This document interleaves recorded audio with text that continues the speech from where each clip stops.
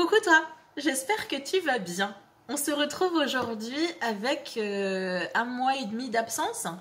Non, même 2 mois là, vu qu'on est pas très loin de la mi-septembre. Ça fait 2 mois, parce que la dernière vidéo que tu as eue de moi date de mi-juillet 2000, pas besoin de 2023, ça c'était bien en 2023, mais mi-juillet. Donc ça fait 2 mois que tu ne m'as pas vu. Je vais t'expliquer tout ça, hein, comme d'habitude. Je vais te parler, du coup, je vais te faire le bilan de ce qu'a été le mois de juillet, le mois d'août. Je vais essayer d'être la plus concise possible. Ah, écoute, il faut bien qu'on rigole un petit peu. Je vais essayer du coup d'être la plus concise possible et voilà, je pense que j'ai pas grand chose à te dire en introduction, vidéo blabla avec Bibi. Si tu as envie de passer un moment sympathique en ma compagnie, je t'invite à t'installer confortablement et à rester pour la suite de la vidéo. À tout de suite.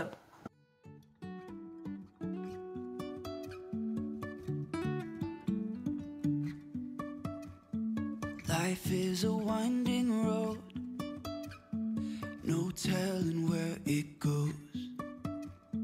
Driving through days and nights, won't stop for traffic lights. And I really wanna know if will ever figure out where the road goes.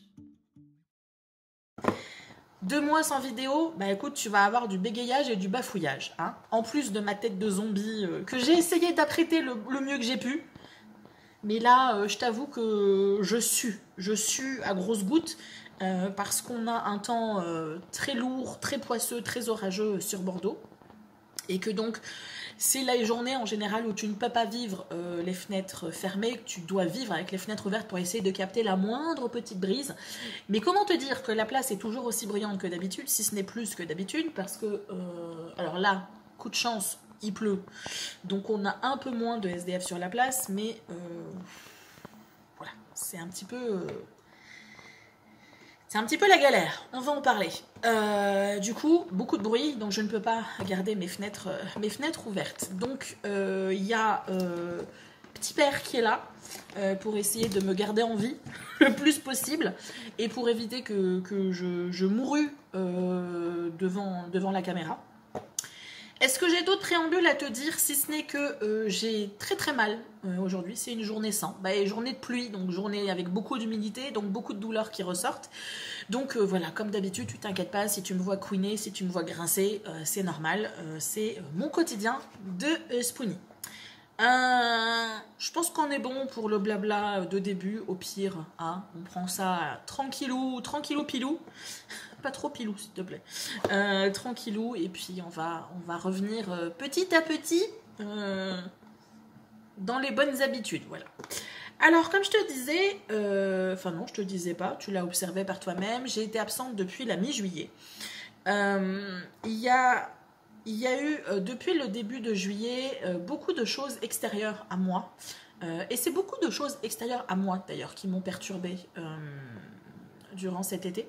Beaucoup de paramètres extérieurs, beaucoup de bruit sur la place, ça je t'en avais déjà parlé, je t'en parle très fréquemment, mais depuis le mois de mai, je pense, ou au moins le mois de juin, on a un groupe de SDF qui a élu domicile sur la place. Ils sont entre 20 et 30 personnes, plus ajoute à ça les chiens, et en général ils sont à 2 chiens par personne. Donc tu imagines bien ce que ça peut occasionner comme bruit, j'allais dire comme nuisance, c'est pas sympathique, ça fait un peu la meuf grincheuse qui a toujours un truc à reprocher aux gens, hein, les gens qui l'entourent, mais en l'occurrence c'est le cas, hein. Je pense que tu es déjà passé à côté, où tu vis à côté d'un groupe de SDF, ils sont très bruyants. Ils sont souvent très alcoolisés, très médicamentés ou très drogués, ou les trois à la fois. Et du coup, ils vont avoir des comportements qui sont associés avec ces dépendances. Et au fur et à mesure de la journée, on voit que les choses partent en cacahuète très très vite. Et c'est parti tellement en cacahuète que on a eu 2 morts sur la place en 2 mois. Voilà. Et c'était pas la première fois, c'est déjà arrivé. Là, du coup, maintenant, en 10 ans, on est sur 4 morts sur la place. Mais là, en 2 mois, on a 2 morts. Un mort en juillet et un mort en août. À cause de bagarres, à cause de... Voilà, des gens se poussent, la personne tombe et se prend Il y en a un, il s'est pris l'accoudoir d'un fauteuil, tu sais, les mobiliers de la ville. Il y a un fauteuil avec un accoudoir et la personne s'est pris l'accoudoir voilà, dans la tête. Et apparemment, le choc a été assez violent pour occasionner un certain nombre de choses qui ont mené à la mort. Et pour le deuxième, c'était une attaque, une bagarre, toujours pareil, mais avec cette fois-ci un tesson de bouteille. Donc tesson de bouteille, on a eu quelques années auparavant un coup de couteau, bref. Et je t'avoue que c'est quelque chose qui mine, c'est quelque chose qui use sur le long terme. C'est pas nouveau, hein, tu m'entends tout le temps parler du bruit de la place, des musiques, du bar. Et en fait, c'est une sorte de train-train, de routine qui finit réellement par user parce que tu n'as pas c'est ce que j'expliquais une fois à ma sœur, c'est qu'il n'y a pas de répit en fait. Là où il y a 10 ans, j'avais des moments dans la journée où c'était calme, notamment la nuit.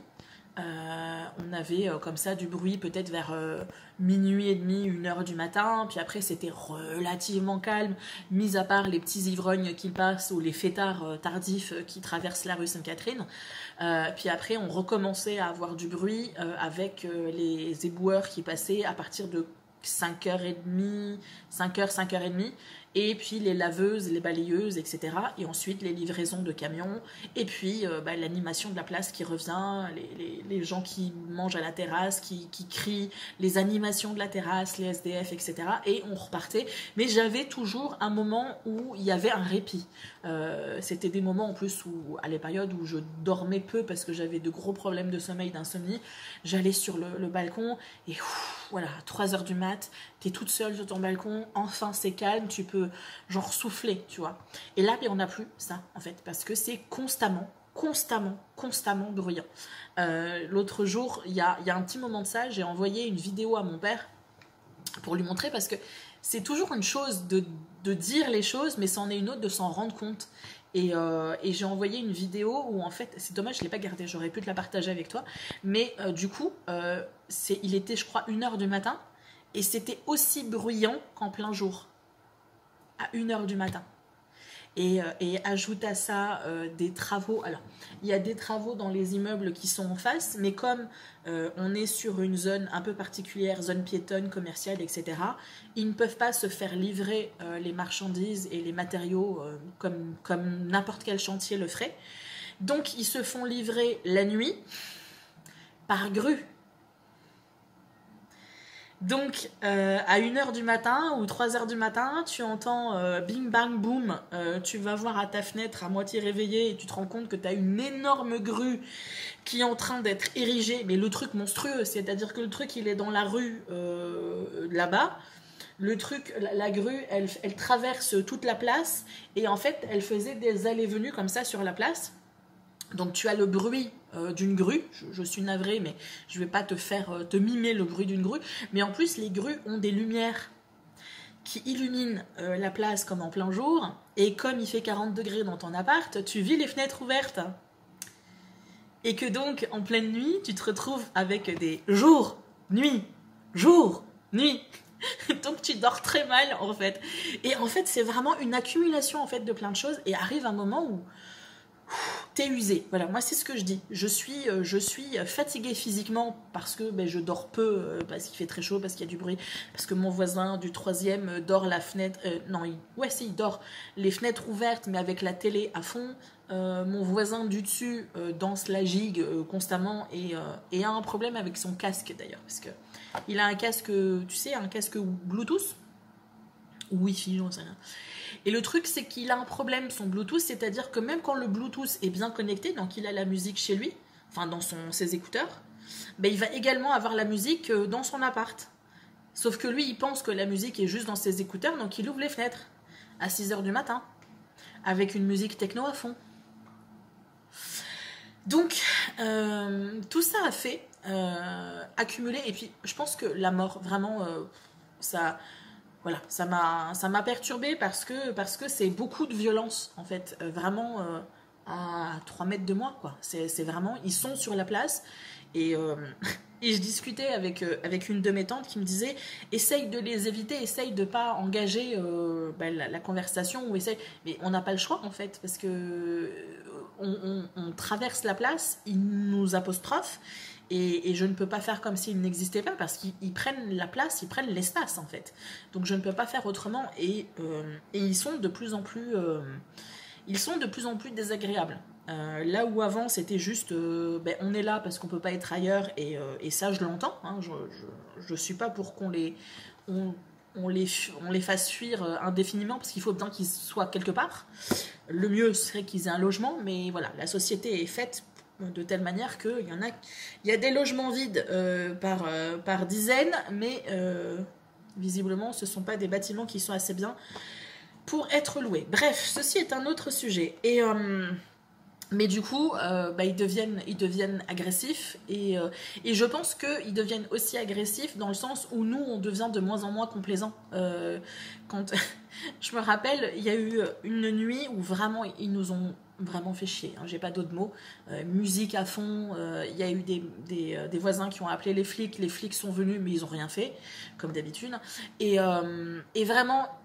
Ils se sont rendus compte en plus qu'ils nous cassaient les couilles, parce qu'on était tous aux fenêtres en train de ruminer et de râler. Et le lendemain, un des gars qui nous avait cassé les pieds le soir, la nuit précédente, il me demande de l'argent. Je lui fais mais c'est une blague en fait. D'où t'as vu que j'allais t'apporter de l'argent alors que tu me pourris la vie depuis 1 mois et demi en fait. Donc non. Donc je pense qu'il y a un agacement mutuel qui fait que le ton monte très vite. Et il y a eu beaucoup d'altercations entre SDF, mais entre SDF et personnes soit vivant sur la place, soit étant régulièrement sur la place, parce qu'il y a les commerces, etc., qui se plaignent également. Donc beaucoup de tensions, tu vois, dans l'environnement, et quand on est empathique, c'est pas bon. Et quand il y a beaucoup de tension à l'extérieur, il y a beaucoup de tension à l'intérieur. Et quand il y a beaucoup de tension à l'intérieur et qu'on est fibromyalgique, et bien ça veut dire douleur, etc. Donc, à partir de la mi-juillet, beaucoup de difficultés. Dues au fait que je ne suis pas capable de vraiment me fermer les écoutilles et être en mode c'est juste mon énergie et je m'occupe juste de moi.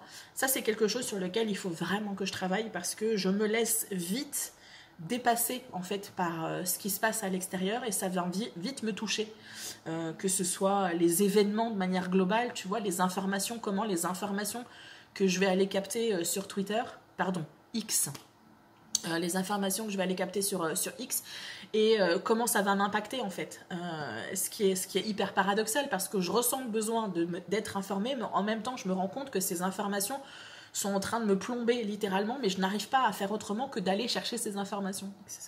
Je suis un peu maso, j'ai l'impression.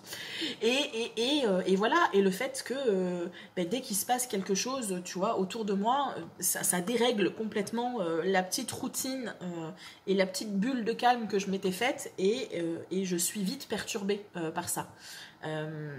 J'ai l'impression que je suis vite perturbée par ça, en plus dans le fait que je suis complètement... ça fait... En plus, c'est pas la première fois que je cherche ce mot, mais j'arrive pas à le trouver. Je suis sans capacité d'action, en fait, sur ça. Je ne peux pas aller voir, avec mes petits bras, aller voir les 30 SDF et leurs 20 chiens pour leur dire, les gars, vous cassez les couilles, vous dégagez, en fait. Les gars, ils vont me regarder, ils vont rironner. Donc, ou alors, je risque de me faire bouffer par leurs chiens. C'est une éventualité aussi. Donc, ou je vais me prendre un tesson de bouteille dans la gueule, ce qui est pas mieux. Donc voilà, c'est ce sentiment-là d'impuissance. Voilà, c'est le terme que je cherche depuis 1 mois et demi. Ce truc d'impuissance. J'ai l'impression en fait que c'est plus ça, moi, qui me perturbe, parce que je me suis déjà vue dans des situations de stress intense, où j'ai été en capacité de réagir, et où j'ai bien réagi, et où j'ai bien géré les choses. Mais parce que j'avais une action à poser, je savais l'action que je pouvais poser, et donc je n'ai pas ressenti cette impuissance, cette frustration-là de me dire mais je suis littéralement en train de subir quelque chose. Alors je pense que ça peut te parler à toi aussi parce que ça peut ne pas être la même chose, mais tu peux avoir un événement que tu subis sans forcément pouvoir agir dessus et c'est bien frustrant. Mais je me rends compte que moi c'est quelque chose qui va vraiment m'impacter et qui va impacter ma capacité à agir par la suite. Donc voilà. C'est assez paradoxal d'ailleurs, un sentiment d'impuissance qui cause de l'impuissance parce que ça cause une incapacité à passer à l'action pour des choses sur lesquelles je suis censée pouvoir passer à l'action. Je ne sais pas si je suis très claire dans ce que je suis en train de t'expliquer, j'espère que tu suis. Je vais faire un contrôle à la fin de la vidéo. Donc voilà, ça a été un petit peu, alors je te dirais pas la descente aux enfers parce que oui hein, c'est galère, c'est vraiment galère, mais j'arrive plus ou moins quand même à rester à flot. Il y a juste cette idée de je suis en mode patate qui fout rien, voilà, parce que je n'arrive pas à me motiver, du coup il y a une perte de motivation. C'est comme si tu vois, mon organisme il se dit bon elle peut rien faire, pouf, je mets tout on se met en sécurité et puis on baisse l'intensité de l'énergie apportée, tu vois. Donc du coup, je me retrouve en mode patate qui peut rien faire parce qu'elle n'a pas d'énergie, parce qu'il y a beaucoup de douleur et parce qu'il n'y a pas de motivation en fait. J'ai eu une période où j'avais plus envie de rien. Voilà, c'est triste, hein, mais même des choses que j'aimais faire. Voilà. Donc ça a été un petit moment un peu compliqué. Je suis en train de me faire attaquer par un moustique. Non mais sérieux les gars. Vous me prenez pour un buffet à volonté toute la nuit et maintenant vous venez même me casser les couilles en pleine journée? Ça va pas le faire. Non mais, c'est moi le chef ici. Bref. Qu'est-ce que je te disais avant d'être interrompu par un petit vampire? Donc voilà, beaucoup de...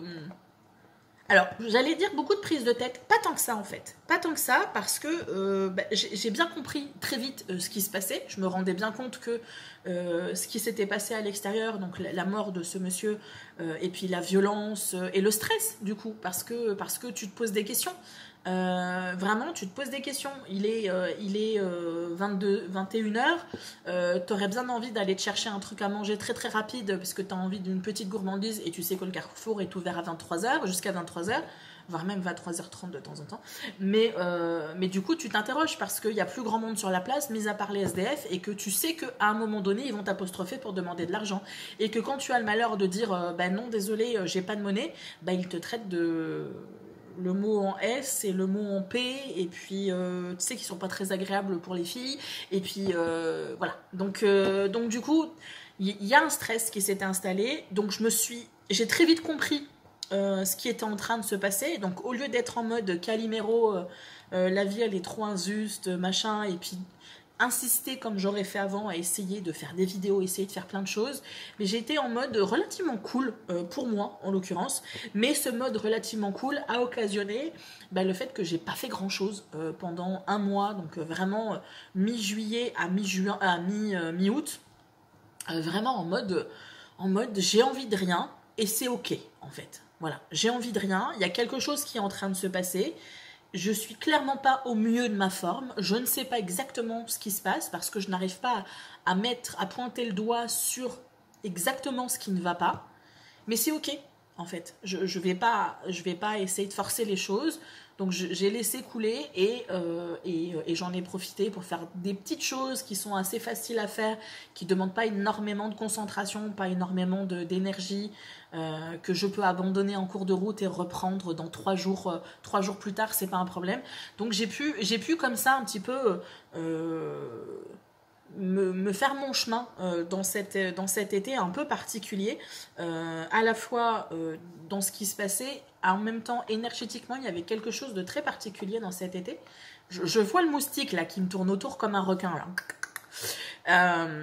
Si tu t'approches plus mon gars, ta fin est proche, tu le sais pas encore mais ta fin est proche, fais gaffe. J'ai fait un génocide de moustiques depuis le début de la saison, donc t'es le prochain sur ma liste. Voilà, voilà, écoute, je pense que je vais pas développer plus. Qu'est-ce que j'avais marqué? Mois de juillet agréable. Oui, j'ai ma petite liste. Mois de juillet agréable, mais déstabilisé par la violence de la place. Beaucoup de bagarres et un mort en juillet et un mort en août. Perte d'envie et petit coup de mou. C'est ça, c'est vraiment. C'est comme si mon organisme s'est dit bon, ben, de toute façon, elle peut rien faire. On va vraiment baisser l'énergie. C'est comme si on avait décidé, un bâtiment, il est pas utilisé, mais on va le mettre en stand-by, tu vois, on va couper l'énergie. Ben moi, ça a été un petit peu ça. C'est l'organisme, il s'est mis en sécurité. Mais du coup, Bibi, qui avait envie quand même d'essayer de faire des choses, ah non, j'ai pas l'énergie. D'accord, bon, ben on va rester, on va se reposer en fait. Donc j'ai lu beaucoup. Je t'en parlerai dans ma catégorie lecture, mais vraiment j'ai lu combien de bouquins? J'ai lu pas mal de bouquins et notamment c'est un pavé. Génial, passionnant, mais un pavé. Bref, est-ce que j'avais d'autres choses? Plus de douleur? Bah oui. Alors je sais pas si je t'en avais parlé. Oui, si je t'en avais parlé. J'ai repris la kiné. Enfin, j'ai commencé la kiné et je savais que ça allait être difficile. Hein, voilà. Quand tu n'as pas fait énormément d'activité physique et que tu reprends des mouvements, c'est difficile, ça l'est toujours. Là, je fais une petite pause, mais je t'expliquerai pourquoi dans quelques instants. Mais je pensais que ça allait être difficile physiquement, mais c'était aussi difficile, c'est toujours difficile mentalement. C'est difficile mentalement parce que je me rends compte à quel point je suis dans l'incapacité de faire beaucoup de choses. Je m'en rends compte et la kiné, c'est un peu bien malgré elle en fait que j'allais dire que c'est sa faute. Non, c'est pas sa faute. Mais c'est bien malgré elle, la pauvre, parce qu'elle me dit, très souvent, elle me dit, bon, on va commencer très facile, vous allez me faire tel mouvement, et en fait, je me rends compte que je peux pas le faire. Et du coup, je reconnecte la phrase, bon allez, on va commencer très facile, et là je me dis, ah d'accord, donc même le très facile, je suis pas en capacité de le faire. Et la kiné en soi, ça lui pose aucun problème en fait. Elle me dit, vous vous posez trop de questions, et vous mettez trop de pression, et vous voulez trop forcer, et... Oui, mais du coup, tu vois, tu réalises à quel point je savais que j'étais en perte de mobilité, parce que je le vois bien depuis au moins 5 ans, voire même depuis ce qui a été la raison pour laquelle j'ai arrêté de travailler en fait. Mais quand tu le réalises vraiment concrètement, physiquement, de manière très pragmatique, ça pique vraiment beaucoup. Et j'ai beau avoir une kiné qui est vraiment adorable dans le sens où elle dit mais c'est pas grave, on va arranger et puis on va simplifier encore et puis on va... Voilà, elle est adorable, mais voilà, ça gratte un petit peu. Donc c'est vrai que je sors souvent de la kiné contente parce que j'ai réussi à faire un certain nombre d'exercices et j'ai fait 1 ou 2 kilomètres de vélo d'appartement. Donc je me dis, ah bah c'est cool, tu vois, j'ai quand même réussi à faire quelque chose. Et puis après la marche avant pour pouvoir aller chez la kiné parce que je prends le tram, je prends 2 trams et je suis obligée de marcher un petit peu et je suis obligée de marcher pour le retour pareil, donc rien que ça c'est déjà un effort. Donc je me dis bon ok, ça va prendre plus longtemps, tu vois. L'idée folle que je m'étais dit, allez à la fin de l'année j'ai plus de canne, bon je crois pas que ça sera possible en fait. Je pense que j'aurai la canne pendant encore un bon moment et même si mon bras gauche est en train de me dire qu'il ne veut plus de la canne parce que mon pouce me fait très très mal, mon poignet aussi, je me fais une tendinite au coude et j'ai un problème au niveau des épaules et de la clavicule parce que quand je marche avec la canne en fait, en exagérant, j'ai vraiment l'épaule plus relevée. Et du coup, je suis en train de déglinguer quelque chose qui à la base n'avait aucun problème. L'organisme, le corps humain est une machine formidable, et c'est une fibromyalgie qui te le dit. Le corps humain a une capacité d'adaptation qui est phénoménale, mais ça n'en demeure pas moins que c'est une machine qui fonctionne avec des systèmes qui doivent fonctionner ensemble. Et s'il y a un rouage qui ne fonctionne pas normalement, il va pouvoir fonctionner pendant un certain temps, mais au bout d'un moment, il va être fragilisé. Et il risque casser et du coup enrayer l'ensemble de la machine. Et là c'est ce qui se passe en fait. Mon bras, je ne l'utilise pas de la manière dont il faudrait, donc il s'adapte mais au bout d'un moment, l'adaptation finit par fragiliser tout ça. Donc je sais pas trop comment je vais faire. Je crois qu'il va falloir que j'arrive à trouver un système de pas utiliser ma canne tout le temps, ou essayer de l'utiliser que vraiment quand je tiens plus debout et que j'ai vraiment besoin d'un appui, pour essayer de soulager au maximum ce bras gauche. Mais quoi qu'il en soit, difficulté vraiment...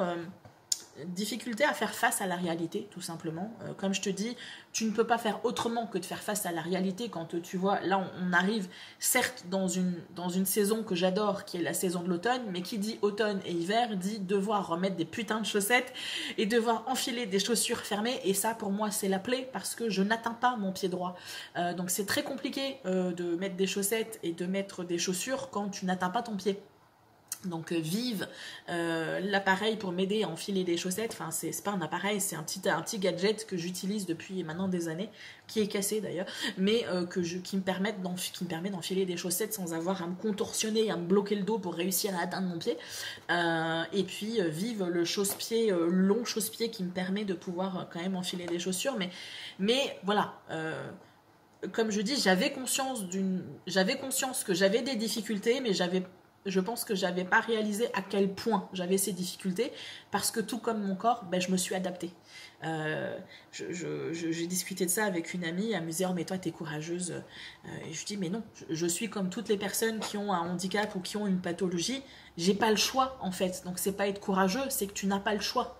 Tu dois affronter la vie avec des paramètres particuliers, et on a tous nos paramètres particuliers, mais du coup on s'adapte, et du coup on perd de vue peut-être ce qui est la normalité. Et donc la kiné me remet en face que voilà, c'est compliqué. Au-delà de ça, la kiné a mis en lumière le fait que mes ressources financières sont un problème. Je n'avais pas besoin de la kiné pour m'en rendre compte, mais le fait d'aller chez la kiné occasionne des frais. Des frais que j'avais envisagés, c'est-à-dire simplement des frais de transport. Jusqu'à ce que je fasse de la kiné, j'avais une carte de transport d'e-voyage. Et cette carte de transport, elle me servait quand j'allais chez mon père une fois de temps en temps. Et puis voilà, si vraiment j'avais un truc en particulier, mais vraiment hyper important, je prenais le tram. Mais sinon, je reste chez moi parce que je peux pas me permettre de recharger ma carte trop souvent par rapport aux dépenses, parce que les 10 voyages, c'est 14,20 € maintenant, je crois. Et donc, là, j'utilise 2 voyages par séance de kiné. Normalement, elle voulait qu'on fasse 2 séances par semaine. Je lui ai dit « It's not possible ». Parce que je ne peux pas financièrement me permettre d'avoir autant de rechargement, autant de transport de voyage, et donc autant de dépenses vraiment de carte de tram. Et donc on faisait qu'une séance par semaine. Au niveau efficacité, on repassera, parce que très clairement, voilà, elle m'a bien fait comprendre que c'était pas ça qui allait aider, mais bon, je me suis dit, moi de mon côté, je vais faire des efforts chez moi pour faire des séances aussi. Et du coup, c'est une dépense par contre que je n'avais absolument pas anticipée, c'est les putains de franchises et de participation forfaitaire que la Sécu récupère sur tes remboursements. Et moi, comme j'ai pas de médicaments, je vais pas chez le médecin, enfin plus chez le médecin, il ne pouvait pas le récupérer ailleurs que sur ma pension d'invalidité. Donc pour le mois d'août, j'ai eu 10 € de pension en moins. Alors tu te diras, 10 € c'est pas grand chose, mais quand tu as déjà des ressources très très limitées, 10 € c'est quelque chose. Et donc je me rends compte en fait que quelque chose qui à la base était censé être positif, la kiné, m'amène énormément de négatif, dans le sens où effectivement ça me plombe mentalement, parce que ça me met un peu voilà, un coup de pouf, voilà, j'allais dire un coup de mou supplémentaire, parce que c'est pas facile, c'est vraiment pas facile. Je t'en avais parlé, il me semble, je t'avais dit que ça risquait d'être difficile, et j'avais conscience que physiquement ça serait difficile, mais je pensais que j'allais être en capacité de gérer mentalement, et c'est chaud. Je te dis pas que je vais abandonner, mais c'est chaud. Mais par contre, financièrement, je ne sais pas si je vais être en capacité de pouvoir tenir le choc, en fait. Donc là, j'ai décidé de demander, sur Bordeaux, on a des tarifs solidaires. Je ne sais pas si toi, c'est pareil dans ta ville. En tout cas, une réduction sur les transports par rapport à ta situation. Donc moi, le fait que j'ai un quotient familial inférieur à je sais plus quoi, et le fait que alors je n'ai pas un taux d'invalidité, j'ai pas un taux d'invalidité qui me permet d'obtenir quelque chose, mais je perçois quand même une pension d'invalidité, donc je pense que ça doit jouer aussi. Donc j'ai fait ça et ça me permet du coup d'avoir une réduction de 50%, moins 50% sur les tarifs de tram et bus pour avoir un abonnement. Mais là, tu vois, c'est un gros questionnement que j'ai, c'est de me dire, est-ce que je prends le risque, la meuf, elle est en train de risquer sa vie, est-ce que je prends le risque de m'ajouter des frais fixes, là où jusqu'à maintenant, les transports étaient pour moi des frais occasionnels. Je t'explique. Jusqu'à maintenant, je fonctionnais avec une carte d'e-voyage. La carte, je peux la recharger, je la recharge. Je ne peux pas la recharger, je la recharge pas. Allô kiné, bonjour, je ne peux pas faire ma séance de kiné. Je vous contacte dès que je peux. Sauf que maintenant, si je prends un abonnement, un abonnement, c'est payé tous les mois. Et donc, c'est un frais fixe. Et donc, que j'ai l'argent de disponible ou pas, l'argent, il faut qu'il parte. Donc voilà, je suis dans ce truc-là de me dire, ok, ça va être des frais supplémentaires, 21,90 € ou 25 € dépendamment si je prends l'abonnement mensuel ou l'abonnement annuel, payé mensuellement, mais bref. Donc ça me fait une dépense supplémentaire, 25 €, en sachant que mon loyer a augmenté de 100 € en un an, mon appel a baissé de 30 €, mon électricité a augmenté de 30 €, enfin bon bref, tout augmente, je pense que toi aussi tu le vis chez toi. Donc techniquement, d'un point de vue pragmatique, c'est pas forcément le bon move de se rajouter 25 balles, mais d'un autre côté, avec ces 25 €, je peux utiliser les trams et bus de manière illimitée, donc ça veut dire que je peux me déplacer partout où je veux. J'ai envie d'aller chez mon père 5 fois par semaine, j'y vais. J'ai envie de prendre le bus ou le tram 15 fois par jour, je peux et je ne payerai pas plus. Donc ça m'offre cette mobilité que je n'avais pas jusqu'à maintenant et qui me pesait. J'ai vraiment remarqué cet été que ça me pesait de ne rien pouvoir faire en fait. J'entendais beaucoup les conversations autour de dire « Ah, moi je vais partir une semaine, ah, moi je vais partir un week-end, ah, moi, et toi Céline, tu vas où ?» Dans mon salon. Et là où jusqu'à maintenant ça me gênait pas plus que là cette année, j'avoue que ça m'a un peu piqué de me dire que putain, je peux même pas aller à l'autre bout de la ville pour aller au jardin public pour pouvoir juste me poser mon cul dans l'herbe, tu vois. Donc ouais, donc je me dis bon, ça m'ouvre des portes, un peu plus de mobilité grâce au tram et au bus. Et puis ça me permet de reprendre la kiné et cette fois-ci de prendre la kiné 2 à 3 séances par semaine, ce que la kiné voulait.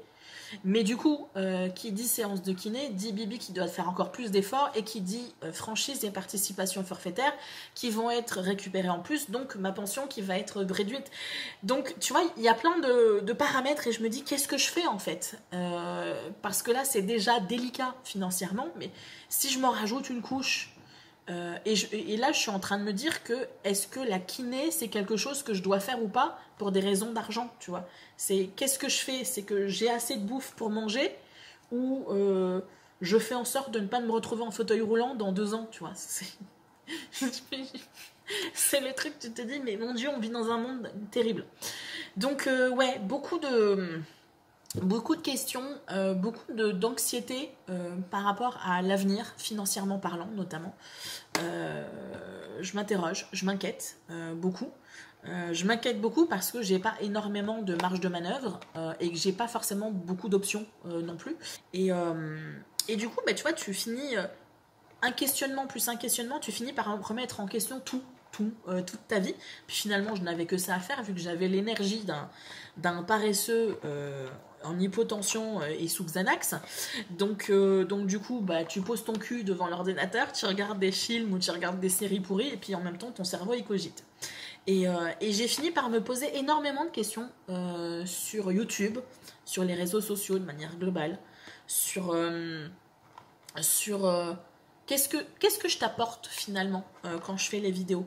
Qu'est-ce que toi, une fois que tu as fini de regarder ma vidéo, qu'est-ce que tu as gagné en fait? Est-ce que tu as juste perdu du temps ou est-ce que tu as gagné quelque chose, tu vois? Est-ce que je t'ai apporté quelque chose?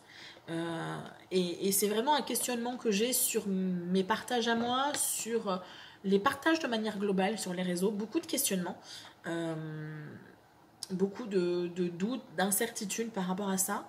Me demander si c'est toujours intéressant pour moi et pour toi que je poursuive à faire mes vidéos. J'ai clairement envisagé à un moment donné de supprimer carrément ma chaîne. Me poser la question, qu'est-ce que ça me ferait en fait, et c'est ça que ces 2 mois-là m'ont permis. Est-ce que finalement ma vie est beaucoup mieux sans YouTube, ou est-ce que finalement ça pourrait s'intégrer? Et les 2 mois sans travailler pour YouTube et sans même y penser d'ailleurs, ça m'a permis de comprendre que pour moi YouTube c'était pas seulement une manière de récolter de l'attention, et chose que j'avais peut-être tu vois, rétrospectivement, peut-être 3 ans, 4 ans en arrière, il y avait un peu de ça. D'aller récolter un peu d'attention, aller récolter que enfin on m'écoute, tu vois, sur quelque chose en particulier. Là, en fait, maintenant, je sens que c'est pas ça. Parce que je sens qu'en fait, c'est vraiment une envie de partager, d'échanger avec toi. Même si je partage des choses... Alors, je m'étais posé la question d'ailleurs si le fait que je partage ce que je partageais, est-ce que c'était un peu trop intime, un peu trop personnel, ou est-ce qu'au contraire, c'est le juste milieu qui permet à moi éventuellement de m'exprimer et de ventiler quelque chose, mais aussi, et c'est la raison pour laquelle je fais ces vidéos-là, c'est pas juste genre je déballe ma vie et mes prises de conscience, etc. C'est que je me dis, il y a peut-être du positif dans mon processus, dans mes questionnements, dans mes doutes, dans mes chutes, dans mes remontées, etc., qui peuvent éventuellement aider quelqu'un aussi, soit parce que cette personne, elle vit la même chose, et que du coup, mon expérience, mon exemple va peut-être lui donner une piste, ou simplement faire du bien à la personne qui va regarder et se dire je suis pas seule en fait, moi aussi je traverse la même chose, et puis au moins tu vois, juste remonter le moral ou faire du bien, enfin bon bref, je me suis posé beaucoup de questions. Je pense que ça fera l'objet d'ailleurs d'une vidéo séparée, parce que je veux pas trop plomber cette vidéo là, mais ouais, beaucoup de questionnements sur les réseaux sociaux de maintenant, et ce qu'ils apportent, comment on dit, j'allais dire la perversité qu'ils transmettent. C'est un peu un terme un peu fort, mais j'ai l'impression que les réseaux sociaux ont tendance à pervertir même des choses qui à la base sont positives, tu vois. Tout le mouvement slow living, qui à la base est quelque chose de beau, parce que ça te permettait de te poser des questions sur la société de consommation, qui te permettait de poser des questions sur toi par rapport au monde, comment tu as envie de vivre, etc. Est-ce que tu acceptes d'être pressuré? Est-ce que tu acceptes d'être toujours dans la vite? Il faut que ça aille vite, il faut qu'on soit productif, il faut qu'on soit efficace. Et juste prendre le temps de ralentir et de réfléchir, etc. Donc je trouvais ça beau, je trouvais ça intelligent et profond, et quelque chose d'aussi positif. Les réseaux sociaux ont réussi à pervertir ça pour en faire une niche de surconsommation, et un truc d'esthétique, et ça me dépasse un petit peu, j'allais dire ça me dégoûte, encore une fois c'est un bien grand mot, mais c'est finalement le terme que j'ai. C'est que je me rends compte que, et là je suis en train de faire la vidéo dans ma vidéo blabla, alors que je t'ai dit que je voulais en parler plus tard, mais juste pour te donner des exemples, tu vois, là où avant j'avais beaucoup de plaisir à regarder des vidéos créa, des vidéos décoration, etc. Je n'ai plus aucun plaisir en fait à voir ça, parce que, tout est fait pour consommer. Tout est fait pour te pousser à acheter. Là, cet été, ça m'a choqué de voir que... alors, ça fait quelques années maintenant, hein, c'est pas nouveau, mais pour pousser les gens à dépenser encore et encore, ils ont inventé le concept de Christmas in July, donc Noël en juillet. Donc les gens vont vraiment fêter Noël en juillet. Là où avant c'était juste une occasion pour les personnes qui bricolaient de pouvoir commencer à faire des bricolages, des décorations pour être prêt à Noël, ben là c'est devenu tout un système de consommation où les magasins vont ressortir des décorations, alors pas en France, hein, mais ça risque de venir, les magasins vont ressortir des décorations de Noël et au même prix qu'à Noël, hein. C'est pas le truc de te dire comme ça tu peux acheter moins cher et tout, c'est cool. Non, non, c'est au même prix qu'à Noël. Donc les gens vont consommer alors qu'à la base ben, il n'y avait pas de nécessité, tu vois. Et ils ont fait alors attends, c'est le Summerwin. Summerwin, je crois que c'est ça, le Summerwin. Donc ça c'est en juillet je crois. Non, en juin. En juin il me semble. Où tu vas fêter Halloween. Mais pareil, c'est-à-dire que tu vas décorer, donc tu vas dépenser de l'argent, et ça me sort par les yeux en fait. J'ai l'impression qu'on ne peut plus exister sans dépenser de l'argent. Et les décorations, c'est pareil. Là où avant, je trouvais vraiment super sympa de voir les décorations des gens, que ce soit pour Noël, pour Halloween, et tout ça. Et là, je me rends compte que ça fait quelques années où c'est la surenchère, en fait. C'est une surenchère de toujours plus d'exagération et de... J'en avais parlé à plusieurs copines, mais je suivais une vidéo, une chaîne YouTube, où la personne propose régulièrement, c'est son leitmotiv, c'est un peu de lifestyle, mais c'est beaucoup de décoration. Et là, je crois que c'était l'année dernière ou l'année d'avant, je crois que c'était l'année dernière, elle avait plus de 15 sapins de Noël dans sa maison. Et elle n'a pas un château, tu vois. Elle n'a pas le château de Buckingham Palace, tu vois. À la rigueur, là, je pourrais comprendre. Et tu te dis, mais ça va aller où, en fait? Jusqu'où on va aller? Là où avant tu décorais ton appartement, tu avais éventuellement un sapin si tu pouvais te le permettre, avec quelques décorations supplémentaires autour, mais ça, c'était pas... Là maintenant, il faut que tu aies une boutique de décoration chez toi pour être en capacité de te dire « Hey, je suis légitime pour faire une putain de vidéo !» Et ça me bouffe en fait, parce qu'on est vraiment dans ce truc de l'apparence, du consumérisme, et pourtant Dieu sait que je suis pas une militante anti-consommation, mais j'ai l'impression que ça devient trop maintenant. Et grosse réflexion là-dessus, et me questionner sur est-ce que moi aussi, je suis pas en train de participer à ça sans le vouloir. Bref, je vais m'arrêter là par rapport à tout ça et à ces réflexions de manière globale sur l'été. Je vais déjà boire un petit peu parce que j'ai le gosier un peu sec.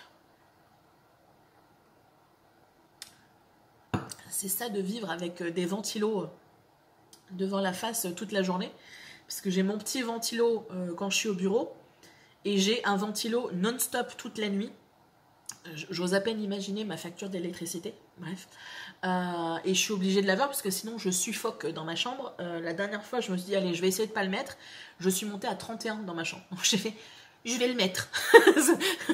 Je suis en nage au milieu de mon appartement en mode étoile de mer. Je vais le mettre. Je vais mettre le ventilo. Donc bon. Mais du coup, ben voilà. Je sais pas, toi c'est pareil, mais j'ai souvent les amygdales un peu... Donc, qu'est-ce que je te disais? Voilà, donc les actions, rapidement. Je vais essayer d'être beaucoup plus concise que pour les infos générales. Donc, j'ai fait des petites bricoles. Au départ, ce que je pensais être une petite bricole et qui m'a pris au moins 2 jours, je me suis dit, mais tant qu'à être devant mon ordinateur et à surfer ma vie sur Internet, ben, je vais faire un tri dans mes abonnements. Parce que j'ai eu ce sentiment aussi... Ça y est, la meuf, elle se réinstalle, elle va parler pendant 10 ans. J'ai eu le sentiment, notamment avec l'arrivée de tout plein de jeux, j'ai eu l'impression de me... Je sais pas comment te l'expliquer, mais énergétiquement, j'ai eu l'impression de me diluer, de me disperser. Et je m'en suis rendu compte avec les jeux et je m'en suis rendu compte avec les abonnements aussi, où je me suis dispersée sur... Attends, j'avais plus de 533 abonnements à des chaînes YouTube. Et comme l'algorithme fait mal son travail, enfin il doit le faire très bien vu que YouTube continuer à le renforcer. Mais du coup, sur les 533 abonnements, je dois en voir 4 grand max. Et du coup, je me suis dit, je vais faire du tri là-dedans. Donc, je suis descendue à 253 abonnements. Et ensuite, j'ai essayé de trouver un moyen parce que fut un temps, alors ça date, mais on pouvait, fut un temps, organiser nos abonnements par thématique. On se crée des groupes d'abonnements. Tu pouvais créer le groupe création, le groupe lecture, le groupe lifestyle, tout ce que tu voulais. Et ça, c'est une fonctionnalité qui a disparu. Alors ça, je te dis, ça fait au moins 10 ans que ça a disparu, je pense.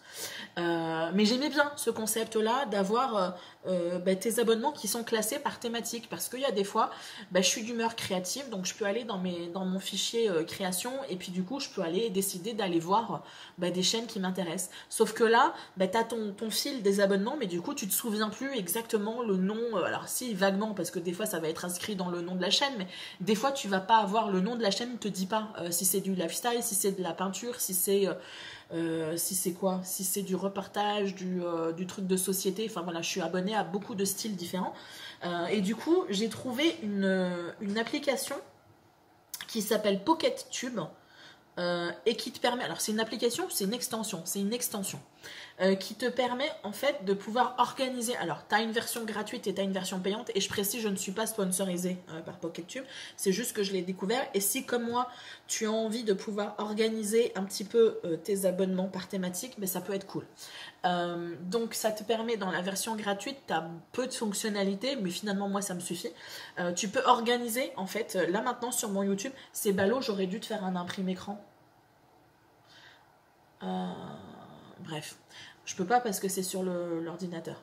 Parce que par contre, ça ne fonctionne qu'à partir du moment où tu as installé PocketTube. C'est-à-dire que là, sur YouTube, sur mon ordi, j'ai PocketTube, donc je vais avoir ces catégories. Mais si je vais sur mon téléphone, le YouTube de mon téléphone, j'ai pas PocketTube, il faudrait que je l'installe.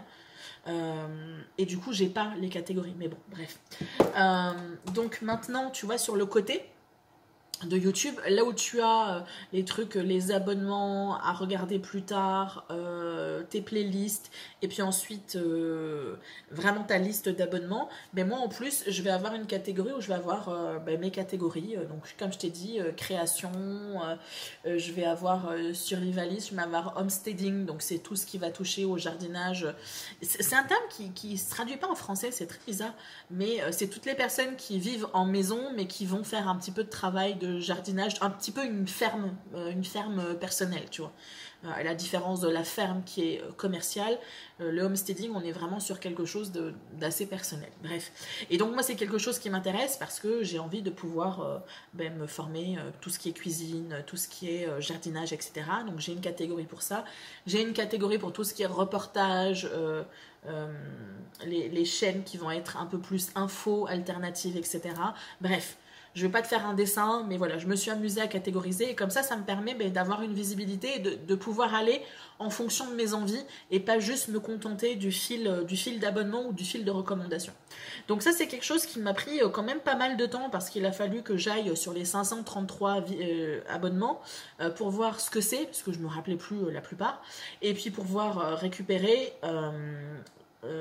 conserver ou éliminer l'abonnement, et ensuite j'ai installé PocketTube, donc j'ai créé mes catégories et j'ai ajouté en fait les chaînes dans les différentes catégories. Donc du coup, il a fallu que je reprenne les 553 chaînes pour pouvoir savoir dans quelle catégorie je le mets.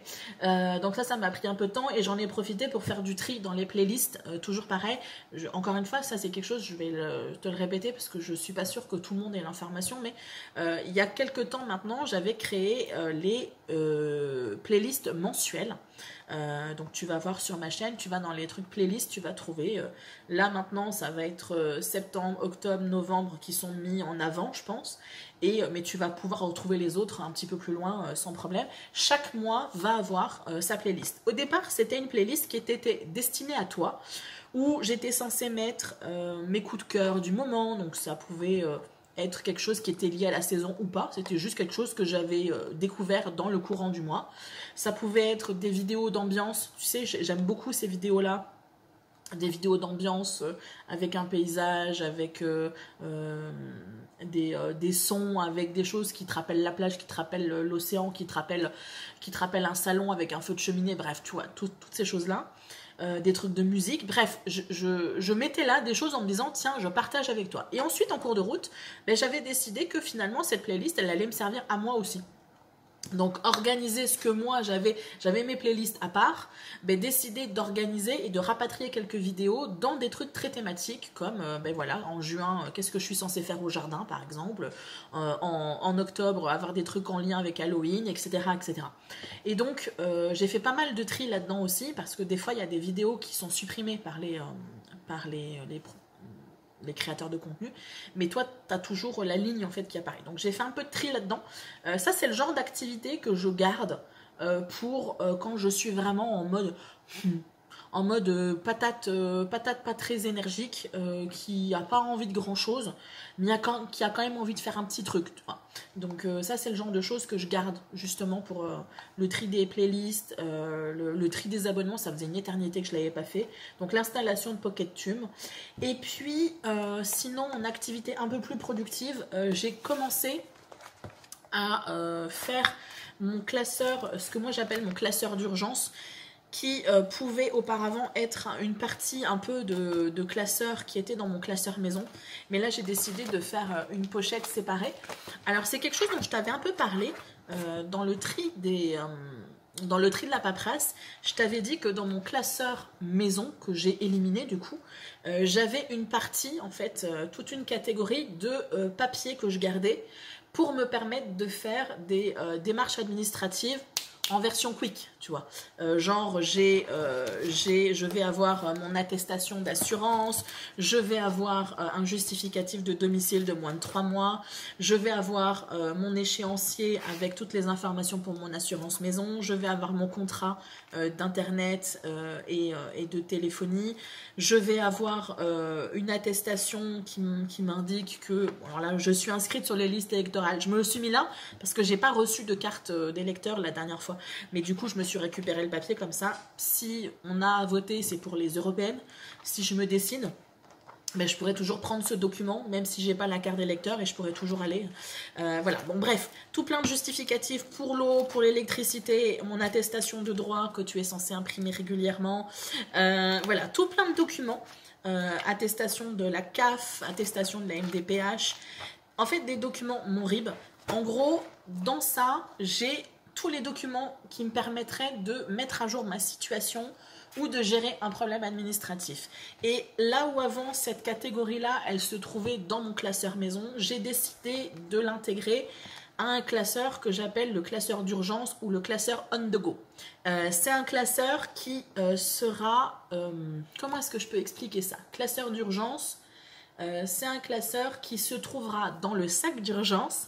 Et le sac d'urgence, c'est un sac qui sert à partir en urgence de chez toi, mais en ayant quand même dans le sac tout ce qui sera nécessaire pour toi pour survivre au moins 72 heures. Donc des rechanges, un petit peu de grignotage, de l'eau, des chaussures, bref, je te parlerai de tout ça. En gros, c'est un concept qui existe aux États-Unis, beaucoup. Notamment les personnes, moi la première fois que j'ai entendu parler de ça, c'était les personnes qui vivent au niveau de la Californie et qui sont susceptibles d'avoir énormément de tremblements de terre.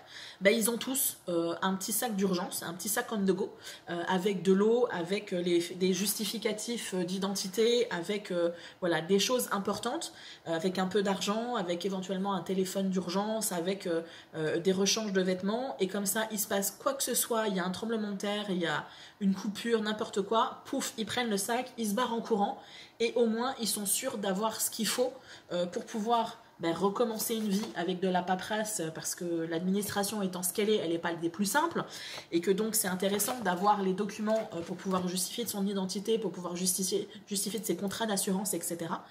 Si tout est resté dans la maison, à moins que tu puisses retourner dans ta maison, ce qui n'est pas tout le temps possible, tu es un peu embêté dans tes démarches. Donc le classeur on the go est censé pouvoir permettre de pouvoir pallier à ça, c'est-à-dire d'avoir tous les justificatifs qui me permettent de pouvoir justifier de mon de ma situation à un instant T, de me justifier de mon identité, de justifier de ma situation administrative. Et comme je te disais, je l'ai commencé parce que dans mon objectif, tu vois, j'ai même un acte de naissance, j'ai des photos d'identité. Dans mon objectif, j'aimerais pouvoir ajouter en plus un inventaire de ce qu'il y a chez moi. Alors c'est pareil, je t'en parlerai de manière beaucoup plus approfondie dans une vidéo que je vais faire dédiée. Là j'ai commencé à réfléchir à une série sur la prévoyance. J'ai prévu de te faire une vidéo sur la prévoyance, une introduction, il me semble d'ici la fin du mois, je crois. J'ai envie de te parler de ça, là. Ça y est, je me sens légitime, ça y est. Mais du coup, l'inventaire, c'était un gars de l'assurance qui me l'avait conseillé parce qu'une fois j'avais eu un dégât des eaux dans les caves de mon appartement quand j'étais à Libourne, et du coup tu appelles ton assurance et ton assurance te dit très bien, vous aviez quoi dans le local, dans la cave, et est-ce que vous avez des justificatifs? Ah ben non, en fait, non, j'ai pas le justificatif de ma collection de livres Harry Potter, j'ai pas le justificatif de la valise que j'ai achetée à Carrefour en 2013, non, j'ai pas... et en gros, donc dans la conversation, il avait été adorable, et il m'avait dit, même si vous ne pouvez pas avoir les justificatifs, ayez au moins des photos. Ayez au moins des photos, vous prenez une après-midi, vous photographiez votre logement avec tout l'ordinateur, avec l'électroménager, avec les livres, si tu as vraiment une bibliothèque de dingue, tu prends en photo, si c'est vraiment des trucs de collection, tu te rapproches et tu prends en photo, des bijoux, tu les portes et tu te prends en photo avec pour montrer que c'est tes bijoux et que tu avais bien ça avec toi. Et ça, c'est quelque chose que tu conserves. Et comme ça, il se passe n'importe quoi. On a de plus en plus de problèmes de climat. Donc, une tornade, un ouragan, il y a de plus en plus de tornades en France. C'est quelque chose qu'on n'entendait pas avant et maintenant, on en a de plus en plus. Donc, alors, peut-être pas dans les médias mainstream, mais sur Twitter, X, je suis des comptes de trucs de météorologie et ils font des rapports comme quoi il y a de plus en plus de tornades. Mais bon, bref, que ce soit un incendie, que ce soit des inondations, que ce soit tout plein de choses qui font que tu es obligé de quitter ton logement, où on t'a volé, où il y a eu un feu, où il y a eu tout ce que tu veux, mais au moins tu peux justifier de tes possessions. Le mieux, c'est d'avoir quand même des justificatifs d'achat, mais au moins tu as une preuve physique que tu peux présenter aux assurances. Et donc ça, c'est quelque chose que je voudrais faire et ajouter en fait dans mon souhait, c'est que cette pochette-là, elle s'intègre dans quelque chose que je vais pouvoir fermer, et où je vais pouvoir mettre une petite clé USB avec toutes les photos. Je vais pouvoir ajouter quelques documents importants si j'ai le courage, parce que vraiment ça c'est quelque chose, ça fait des années que je veux le faire, mais j'ai pas le courage. Mais vraiment scanner les documents les plus importants, comme par exemple tes bulletins de salaire. Imagine, il se passe n'importe quoi chez toi. Le logement brûle, tu perds tous tes justificatifs de salaire. Comment tu vas faire au moment de la retraite pour pouvoir récupérer toutes les informations? Parce qu'il y a une partie qui est numérisée, donc que l'organisme de retraite va pouvoir retrouver, mais il y a plein de cas particuliers qui vont faire qu'à un moment donné, ils ne vont pas pouvoir récupérer. Moi, on m'avait dit avant 2000, ils ne peuvent pas récupérer. Et il se trouve que moi, j'ai bossé un petit peu en 2000, donc voilà, c'est des choses qui sont importantes à faire. Donc ça, c'est quelque chose qui devrait évoluer un petit peu. J'ai même un répertoire papier.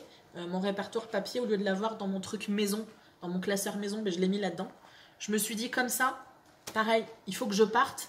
Mon téléphone ne marche plus, mais j'ai au moins un répertoire avec les contacts importants que j'ai en version papier sur moi, tu vois, avec mon classeur et mon sac on the go. Bref, je te parlerai de tout ça, mais ça c'est quelque chose, ça faisait un petit moment que je voulais le remettre en place avec des papiers qui soient à jour, parce que très souvent, tu vois par exemple le justificatif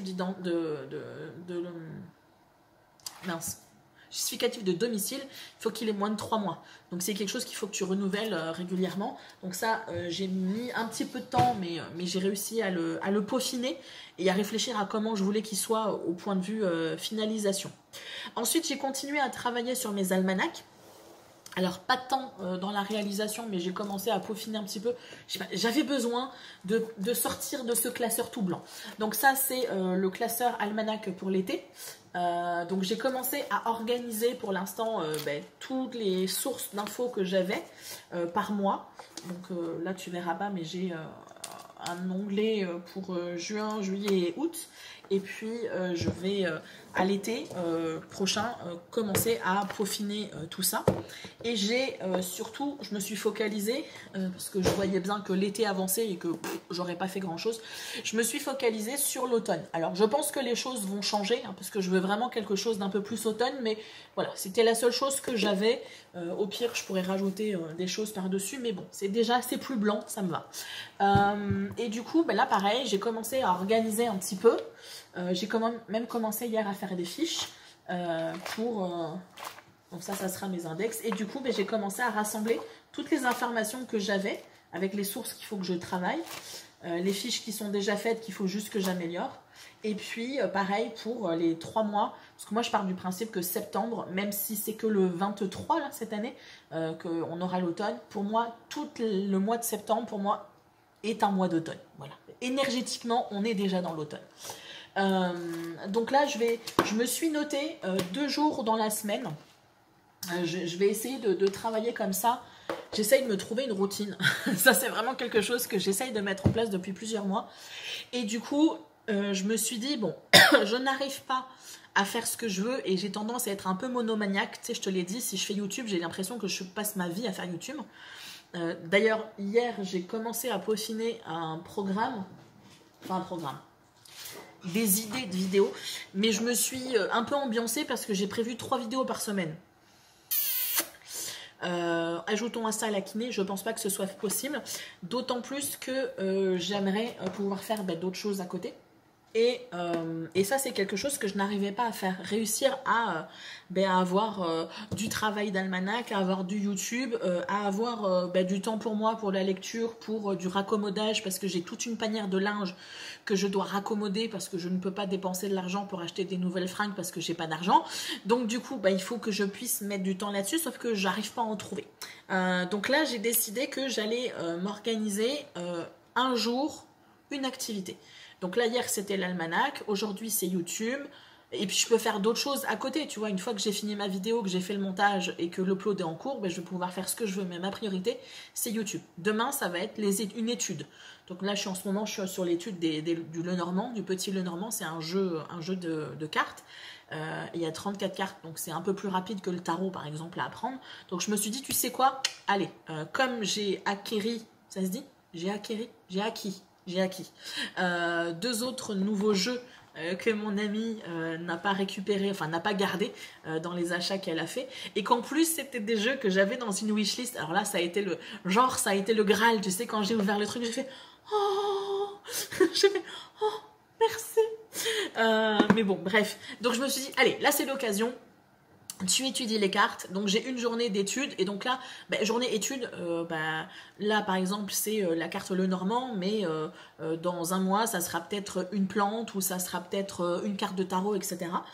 Donc voilà, je me suis catégorisé tout ça, et j'espère que du coup j'aurai la possibilité de m'astreindre, tout en restant dans le plaisir, mais de m'astreindre quand même à avoir quelque chose d'un peu structuré, parce que si je suis en mode one again, ça marche pas. Hein, voilà. Donc, quand ça marche pas, à un moment donné, il faut essayer de changer de tactique, parce que sinon, c'est un peu ridicule.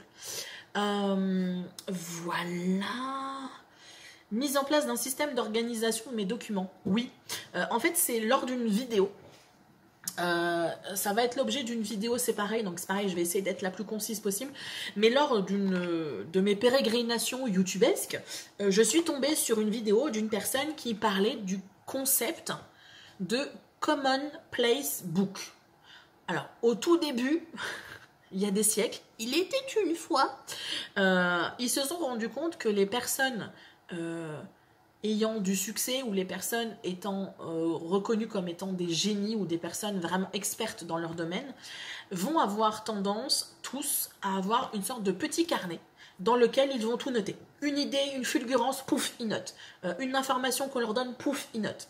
Donc ça, c'était avant l'avènement de notre téléphone, où on peut éventuellement prendre des notes dans le téléphone. Mais en tout cas, l'idée a fait son chemin et maintenant il y a ce concept de commonplace book, donc l'endroit en fait où on focalise une information, donc dans le cahier, dans un petit carnet, etc. Des gens ont développé ça au fil des années. C'est devenu par exemple une collection de petites fiches dans lesquelles on va noter, pour les créateurs de contenu, ça peut être intéressant d'avoir des citations ou des concepts ou voilà, des idées particulières. Ils vont avoir une fiche je sais pas moi, sur la spiritualité, une fiche sur le consumérisme, une fiche, etc. Et ils vont indexer tout ça, comme ça, voilà, ils ont un article à faire ou un livre à faire sur le consumérisme à cause des réseaux sociaux, la meuf qui est très bornée, ben, il va dans son index, ah, j'ai parlé de ce sujet dans la fiche 15, dans la fiche 25, dans la fiche 43, pouf, pouf, pouf, il récupère ses fiches et il a une information qui est centralisée à un endroit donné, etc. Et du coup, différentes personnes parlent de ce concept-là et comment elles l'ont adapté à leur vie, à leurs besoins, etc. Et ce qui revenait constamment, c'est cette idée d'index. Et je me suis dit, mais en fait, j'ai pratiquement cette idée de commonplace book, sauf que moi, comme je m'intéresse à énormément de sujets différents, je vais avoir des supports différents. Je vais avoir mes 4 almanachs, alors pour l'instant j'en ai que 2, mais j'en ai deux qui attendent là, mais je pense que je vais les utiliser d'abord pour faire mon cahier de recettes, et je pense que le suivant ça sera pour l'hiver, mais voilà, il va falloir que je m'organise. Mais du coup, j'ai mon grimoire, je vais avoir mon classeur avec toutes les compilations des informations sur les plantes, je vais avoir mon classeur de jardin, bref. Je me suis compilée, je me suis fait une liste et je me suis dit, mais en fait, mon commonplace book, je l'ai. La seule chose qui me manque, c'est un index. Donc j'ai commencé en fait à m'organiser, à me dire, bon, alors l'almanach automne, je vais lui trouver un nom, je vais lui trouver une couleur particulière, etc.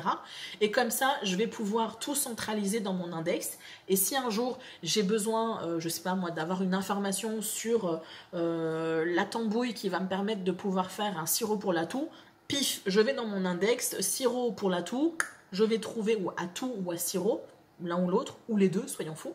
Je vais pouvoir aller chercher en fait le document.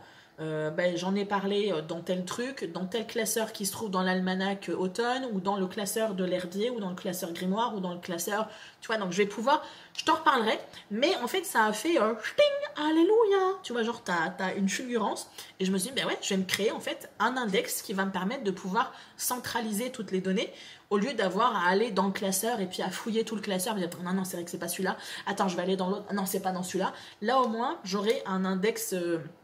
J'aurai un classeur, donc je crois que je me le suis fait vraiment en mode avec ce que j'ai pour l'instant. C'est un petit classeur, je crois que c'est celui-là d'ailleurs. Il n'y a rien dedans pour l'instant, mais... Et là, je vais tout casser.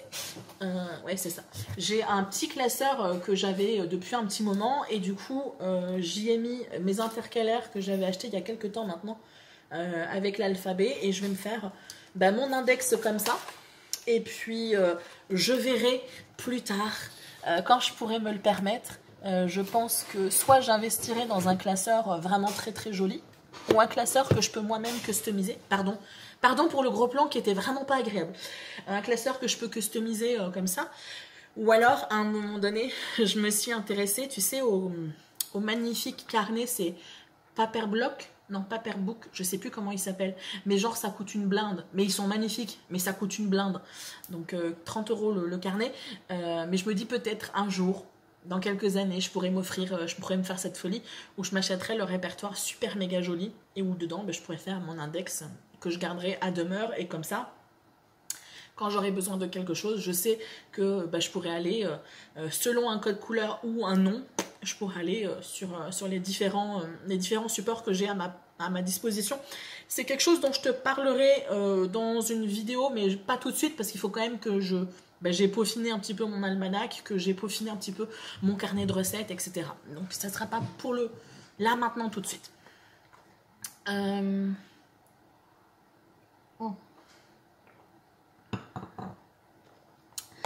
Ensuite, dans les actions, je me suis noté que j'ai eu une réflexion sur mes tarots de saison.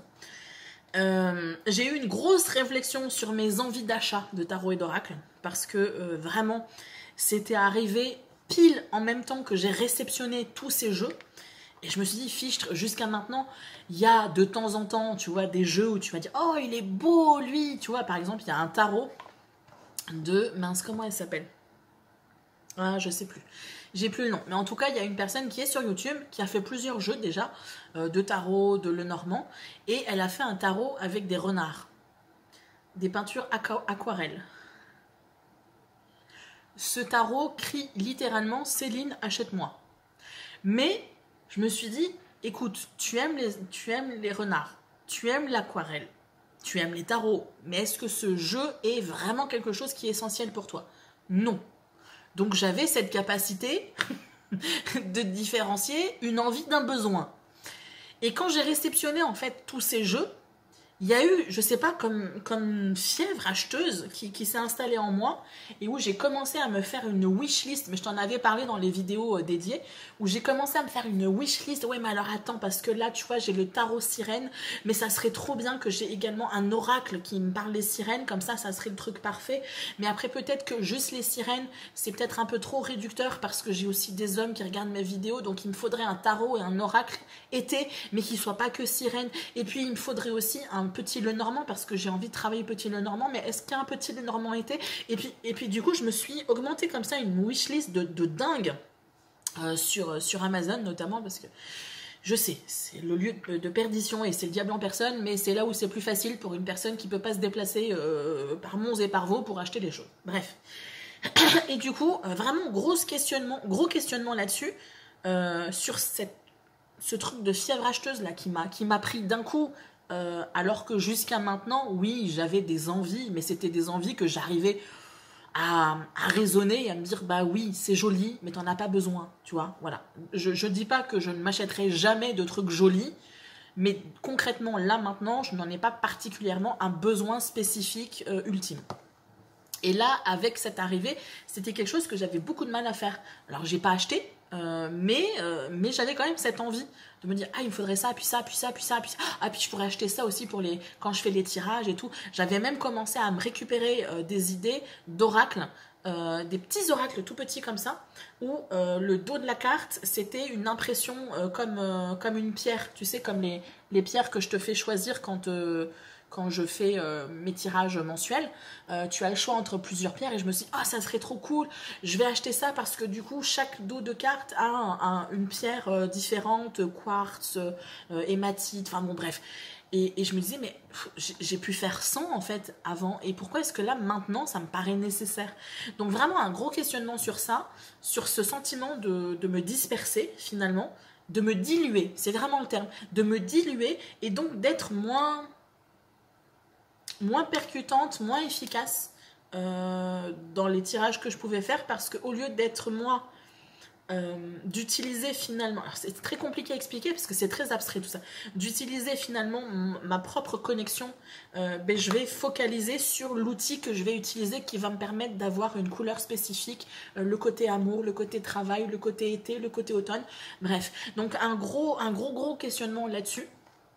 De me dire qu'est-ce que je fais en fait avec les jeux, est-ce que je les élimine, parce que j'en ai déjà éliminé beaucoup, est-ce que c'est un concept qui me convient, est-ce que ça me convient pas? J'ai déjà éliminé plusieurs jeux de été et automne, je crois, parce que je me rendais bien compte que ça passait pas. La symbolique, je sais pas, si tu avais regardé les vidéos, c'était les tarots, j'ai plus, si ils sont planqués là-bas parce que j'ai toujours pas trouvé quelqu'un à qui les donner, mais c'était des trucs un peu enfantins, tu vois, le tarot le Rider-Waite, mais version un peu enfantine. Et sur le coup, je m'étais dit, ah, c'est cool. Certes, c'est pas l'esthétique sur lequel je vais avoir un attrait particulier, mais ça me permettra peut-être d'apprendre notamment les arcanes mineures qui sont pour moi encore assez abstraites, et en fait ça clique pas en fait. Tu vois, j'ai essayé de faire des tirages et ça clique pas. Là où les autres jeux, je vais de suite pouvoir embarquer sur une symbolique sur la carte et puis partir comme ça dans mes délires, comme j'ai envie de dire.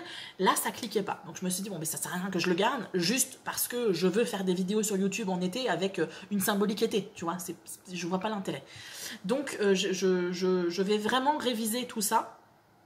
Là, pour l'été, finalement, je vais garder le tarot sirène.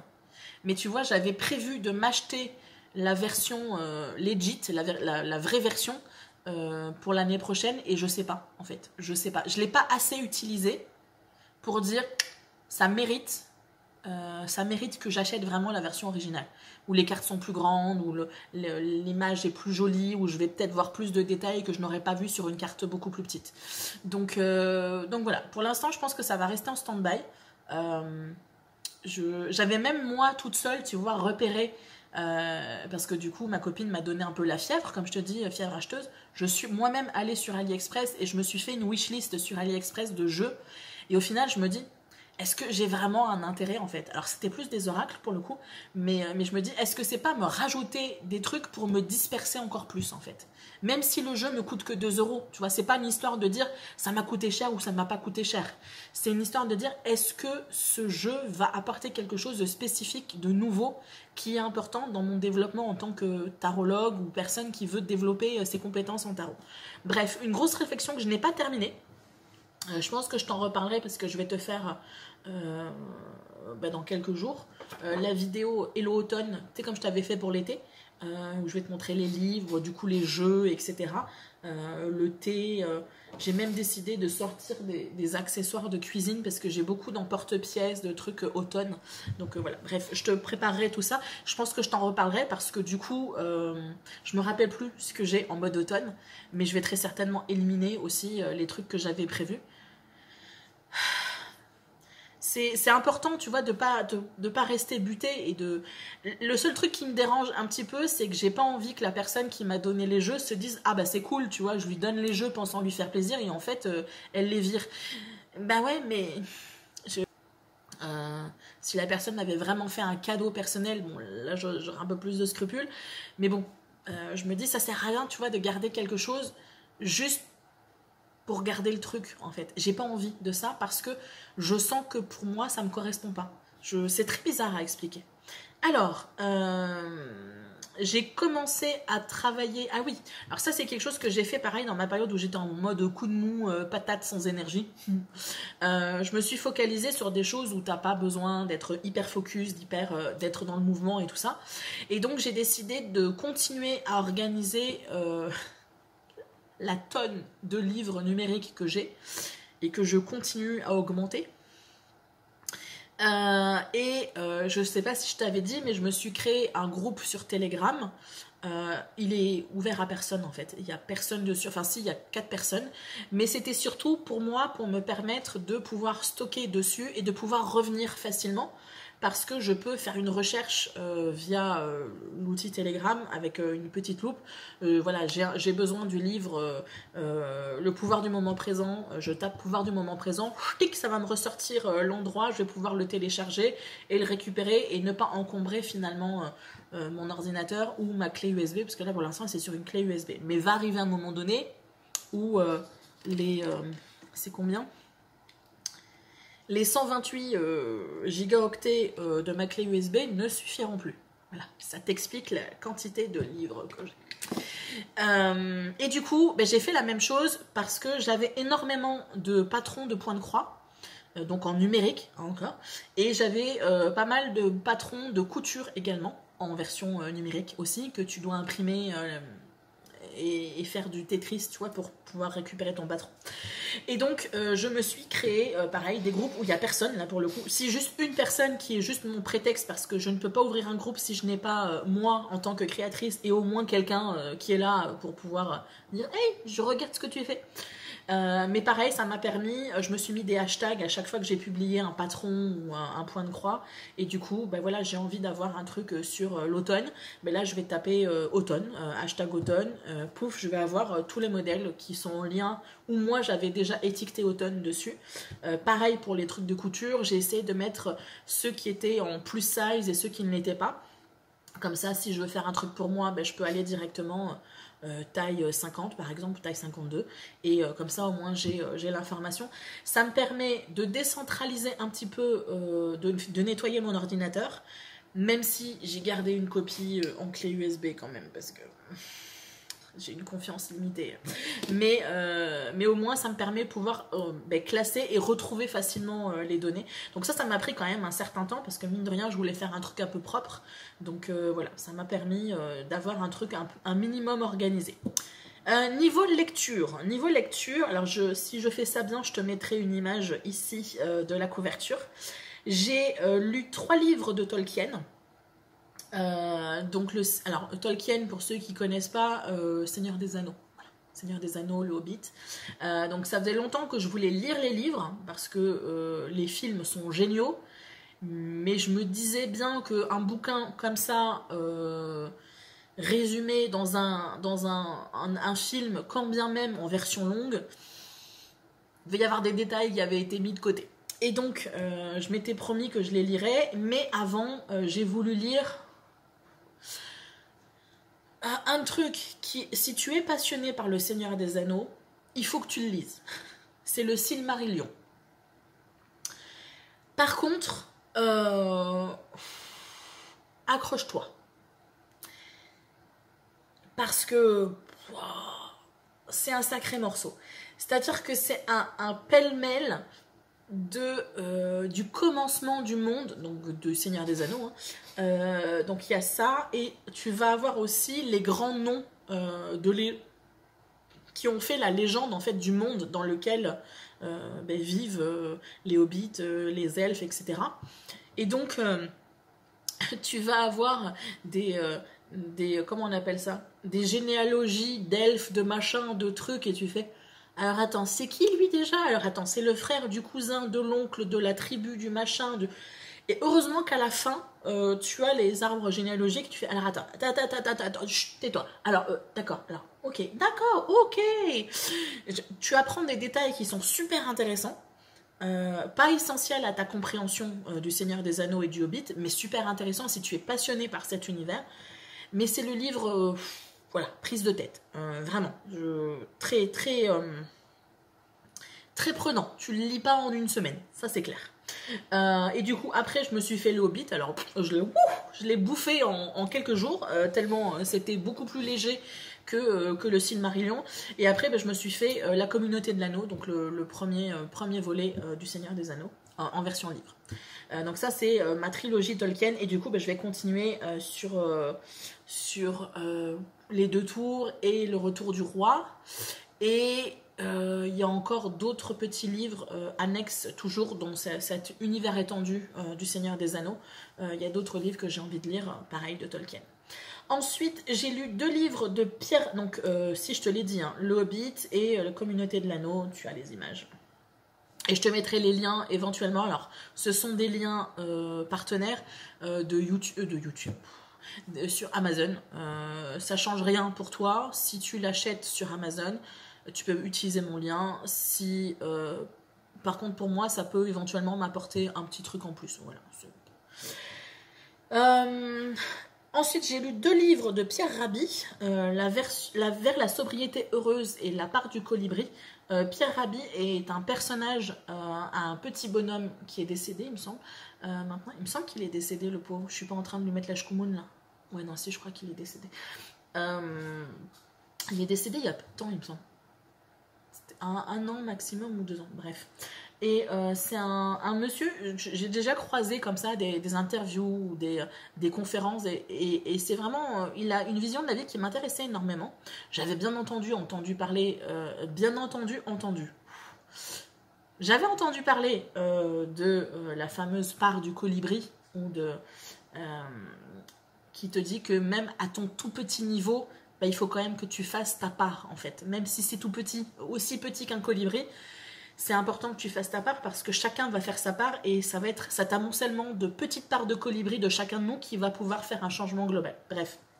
Et je m'intéresse au slow living, je m'intéresse à la sobriété. Alors moi, elle est plus subie que heureuse, mais bref, je m'intéresse à tout ça, à ce consumérisme, etc. Donc c'est vraiment des lectures que j'avais envie de faire. J'ai encore quelques livres de lui que j'ai envie de lire, mais pour l'instant, je me suis arrêtée là. Et j'ai lu également Inspiration de Wayne Dyer. C'est le genre de livre, tu t'attends à un truc extraordinaire, et en fait c'est une soupe diluée de ce que l'on connaît déjà sur le New Age et compagnie, sur le développement personnel. C'est des trucs que j'ai lus 1 milliard de fois. Ça veut pas dire que c'est pas vrai, en tout cas qu'il n'y a pas une part de vérité, parce que ça c'est encore un autre truc, mais ou alors c'est peut-être un truc qui n'est pas destiné pour des personnes qui travaillent sur elles depuis longtemps. Je pense que c'est un livre qui peut être intéressant pour quelqu'un qui débute dans le développement personnel, qui a besoin d'inspiration, c'est le nom du livre, mais j'avoue que ouais, j'ai lu le bouquin, mais au bout d'un moment ça m'a un peu gonflé parce que c'est des informations, des concepts qui sont souvent répétés dans le livre et des trucs que je connaissais déjà et que je trouve, tu vois, que c'est trop dilué dans le livre. Un truc encore plus court, ça aurait été, là moi je l'avais déjà je l'avais en version poche, enfin numérique mais version poche, et je pense que ça aurait mérité d'être raccourci, voilà, d'enlever le superflu, le rabâchage, etc. pour obtenir quelque chose de beaucoup plus court. Alors certes, ça fait moins chic de sortir un livre de 60 pages que de 200 pages, mais au moins, ben, t'as l'essence du livre, quoi. T'as pas à mettre des fioritures autour, ça m'agace, moi, quand les auteurs font ça. Ou alors quand la mise en page, ils te mettent des écritures hyper grosses, comme ça prend de la place, tu vois. Ben non, en fait, non, ça marche pas. C'est-à-dire que ça rend pas ton livre plus intéressant. Ça permet de mieux lire les conneries que tu mets, oui, mais ça rend pas le livre plus intéressant. Bref, c'est quand même un livre qui se regarde, enfin qui se lit, mais bon, voilà, je ne me relèverai pas la nuit pour le relire. Au niveau vue, tout ce que j'ai pu voir, je me rappelle plus parce que j'ai eu une phase où je passais ma journée devant YouTube et sur Prime Video, donc autant te dire que je t'ai évité la litanie de tout ce que j'ai pu regarder. Par contre, j'ai regardé la dernière saison de la série Jack Ryan. C'est une série que j'aimais beaucoup, j'aime beaucoup l'acteur. Et j'avoue que, ouais, bon, la première saison, génial. Deuxième saison, ouais, cool. Et puis, troisième saison, j'ai fait, ouais. Et quatrième saison, j'ai fait, d'accord. Tout ça pour ça. Bon. Et comme c'est la dernière saison, bah, voilà. Dernière, c'est-à-dire qu'il n'y en aura plus. Bon. Par contre, petite découverte, c'est une série assez courte, australienne, qui passe sur Prime Video, donc la plateforme associée à Amazon, au cas où tu ne saches pas. C'est une série qui s'appelle Les Fleurs Sauvages, qui est tirée d'un livre, d'un roman, qui s'appelle The Lost Flower of Alice Hart, donc Les Fleurs perdues d'Alice Hart. L'auteur, c'est Holly Ringland. Je te mettrai de toute façon les informations dans le commentaire. Oui, dans le commentaire épinglé. Je pensais que j'allais dire une bêtise, mais non. Je te mettrai tout ça dans le commentaire épinglé et ça me donne envie. En fait, j'ai regardé pour l'instant que 4 épisodes et je suis pas sûre que la suite m'intéresse beaucoup, mais j'aimais bien l'univers au début, qui est un univers assez finalement secondaire, mais cette idée, alors les personnages principaux vivent dans une ferme florale où ils font pousser des fleurs et où ils ont développé au fil des années un langage autour des fleurs. Et du coup, bah, tu as envie de dire quelque chose à quelqu'un, au lieu d'écrire un mot, bah, tu vas rassembler différentes fleurs. Et ça, je trouve le concept super, super intéressant. Alors, c'est très secondaire hein, par rapport à l'histoire de départ, mais moi, c'est le truc qui m'a cliqué en fait. Et ça me donne envie. J'ai récupéré le roman. Je l'ai en français ou en anglais, je sais plus. Mais j'ai bien envie de le lire pour voir ce que ça peut donner. En plus, c'est un truc un peu... je vais pas dire thriller, mais il y a quand même du mystère, tu vois. Tu te poses des questions, tu t'interroges. Tu sens qu'il y a des informations que tu ne sais pas. Et du coup, ça te donne envie de voir la suite. Donc, je me suis mis le livre de côté. Je pense que je le lirai. Donc, si tu m'entends parler des fleurs sauvages, c'est que... Voilà. Et je me suis refait une série que j'avais bien aimée et qui était disponible sur Prime Video, et c'est Timeless, une série en 4 saisons je crois, bien sympathique, où les acteurs sont sympas et où les histoires sont amusantes, intéressantes. Ça te parle de voyage dans le temps, donc du coup il y a l'occasion de pouvoir avoir des trucs en costume, de voir des différentes époques, différents pays, etc. Donc je trouve ça assez amusant. On va autant du truc français à la révolution mexicaine, à l'émancipation des femmes et le droit de vote, bref, il y a énormément de trucs. Donc au-delà d'une série relativement j'allais dire t'enlèves ton cerveau et tu regardes, bah du coup ça te permet de pouvoir te questionner, tu vois, sur des trucs de société, sur des trucs d'époque et compagnie. Voilà, c'est une série que j'aime bien revoir de temps en temps. Niveau achat ou cadeau, achat, chose que je devrais faire là et que je n'ai toujours pas fait, mais j'ai eu la flemme de sortir, c'est mon Somélis. La preuve, regarde, j'ai les deux boîtes, j'ai la boîte de juillet, j'ai la boîte d'août. J'ai gardé les deux, je me suis dit, ah comme ça ils vont voir que j'ai acheté. Et là je sens, tu vois, je me suis dit, bon, on va essayer de faire 100 parce que techniquement ça c'est pas quelque chose que tu es censé prendre non-stop, tu es censé faire une pause, comme dans toute cure, tu es censé faire une pause. Et donc là je me suis dit, ben, ça fait depuis juin je crois que je prends vraiment non-stop. Je vais essayer de faire une pause et là ça fait 2 nuits en fait, je me rends compte que alors au-delà du fait qu'il y a beaucoup de bruit, que c'est difficile de s'endormir parce que je me fais bouffer par les moustiques et parce que l'atmosphère est très difficile dans ma chambre, c'est vraiment très très lourd et il me faut absolument le ventilo en puissance 2 dirigé sur moi. Donc voilà, essaye de dormir avec ça, c'est pas facile, mais je me rends compte quand même que je dors mieux quand je le prends et ça m'embête parce que j'ai l'impression en fait que je ne vais pas pouvoir m'en passer. Donc je vais essayer de voir si je peux tenir encore un petit peu sans et vraiment si je sens que c'est pas possible, ben, je retournerai m'en acheter un. Par contre, j'ai fait une découverte, j'ai vraiment questionné la pharmacienne quand j'y suis retournée la dernière fois. Parce qu'elle m'avait dit, parce que je lui avais expliqué que, tu vois, mon père m'avait acheté ça, c'était la mélatonine en liquide. Et je t'avais dit au mois de juin, enfin en début juillet, ben, je te dirai ce qu'il en est. Ça n'a pas marché, mais alors pas du tout. Mais quand je te dis pas du tout, c'est-à-dire que j'ai même pas le petit coup de mou que j'ai habituellement avec ça. Donc vraiment... j'allais dire nul, pas forcément, mais ça ne me correspond pas à moi. Et en fait, j'ai posé la question à la pharmacienne, et la pharmacienne me disait que dans la version Somélis, en fait, ce qu'il y a d'intéressant au-delà de la mélatonine, c'est le 5-HTP. Donc, je vais te mettre l'intitulé par ici. C'est, je crois, alors attends que je te dise pas de bêtises, un acide aminé, je sais plus. Bref. Au pire, je te mettrai l'information là. Mais ça vient de l'extrait de Griffonia. C'est une plante qui est très bonne pour tout ce qui est sommeil et compagnie. Donc, très intéressante là-dedans. Mais le 5-HTP est très intéressant aussi. Et ça, moi, j'ai fait ma recherche sur Internet par la suite. Et il n'y en avait pas là-dedans. Là-dedans, il n'y avait que de la mélatonine. Et là, tu as de la mélatonine en plus de tout le reste, en fait. De la mélisse, de la griffonia, de la passiflore, etc. Tu as même du magnésium, de la vitamine B6, bref, plein de choses. Mais le plus important, c'est le 5-HTP parce que c'est apparemment un composé qui est très intéressant pour les personnes qui sont fibromyalgiques. Les personnes qui sont tendance à migraineuse. Et je crois qu'il y avait encore autre chose, mais je me rappelle plus. Au pire, je te mettrai le lien de l'article que j'avais regardé en diagonale en me disant « Ah, mais je comprends mieux en fait pourquoi ça marche mieux que juste la mélatonine en fait. » Parce que moi, à la base, j'ai pas de problème de sommeil, vraiment sommeil. Moi, j'ai un problème de par ma fibromyalgie. J'ai eu bien des problèmes dans ma vie, notamment le décès de ma mère, où ben, ça avait beau être quelque chose qui m'impactait, je pouvais dormir la nuit sans problème, tu vois.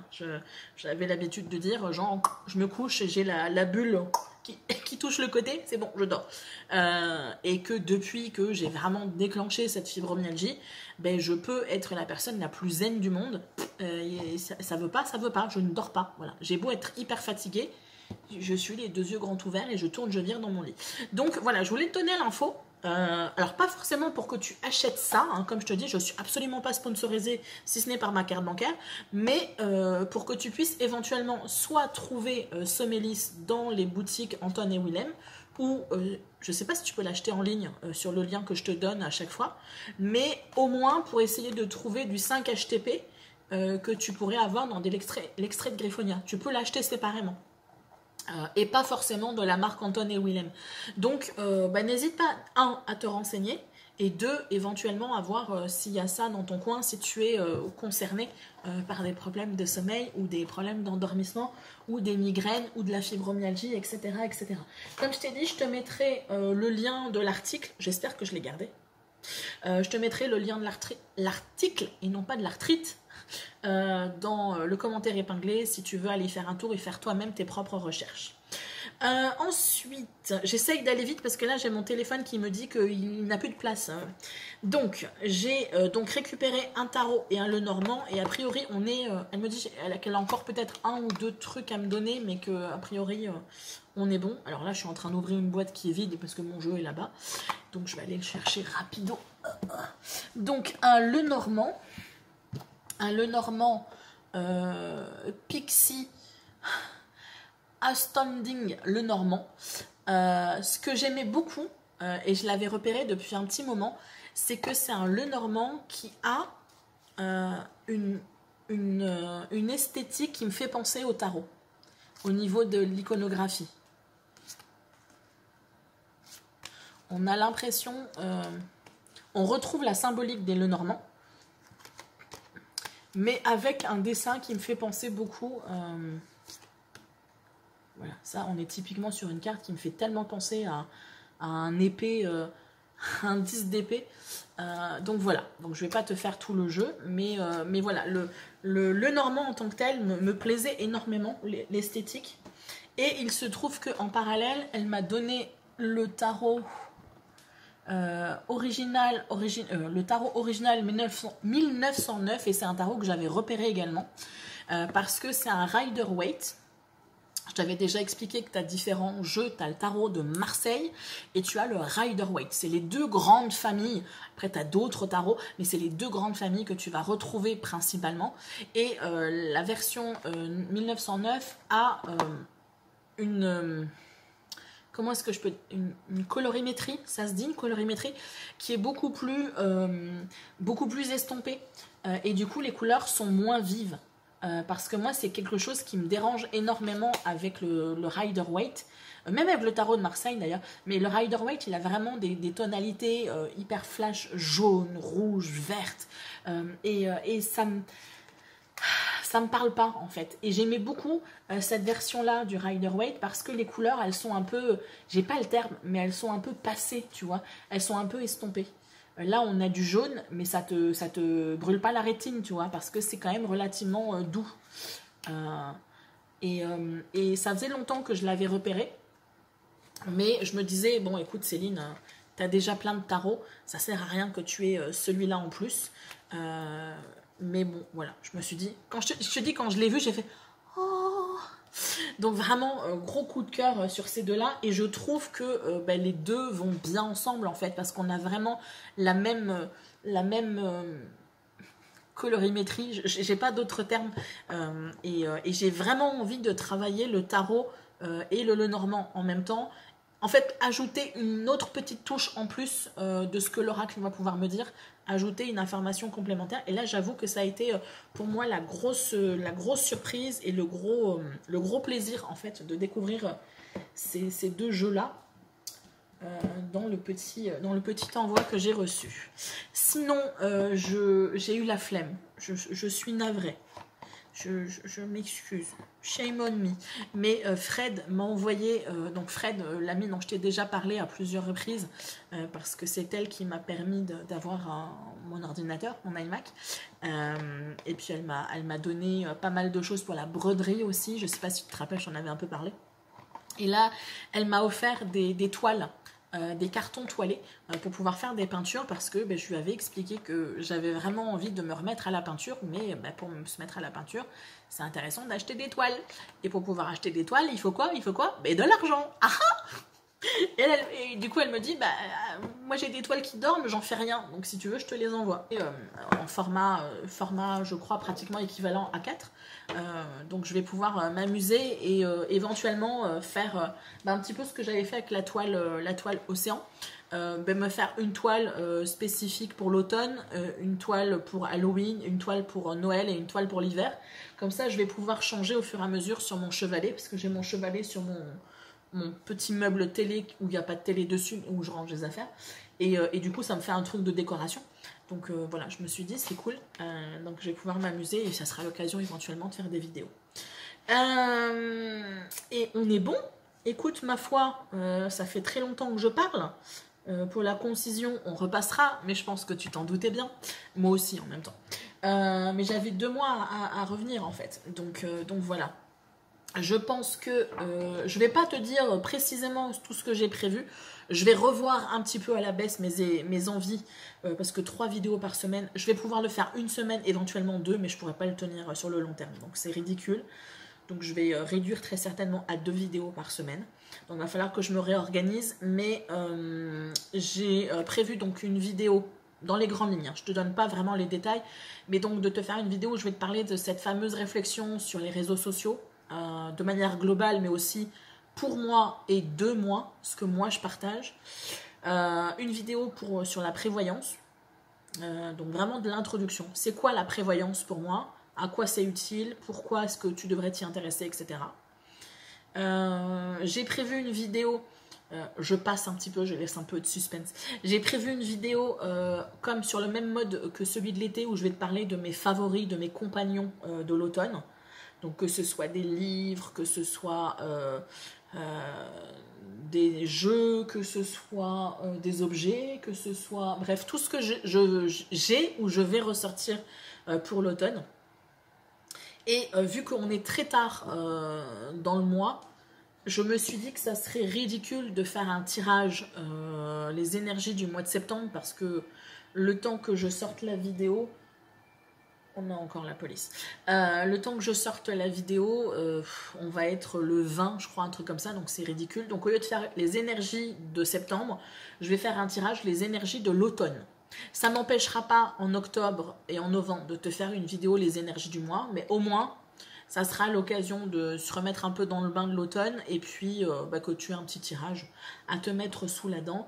Et je pense que je vais m'arrêter là. Et puis je vais voir aussi à voir si je peux réinvestir l'onglet communauté.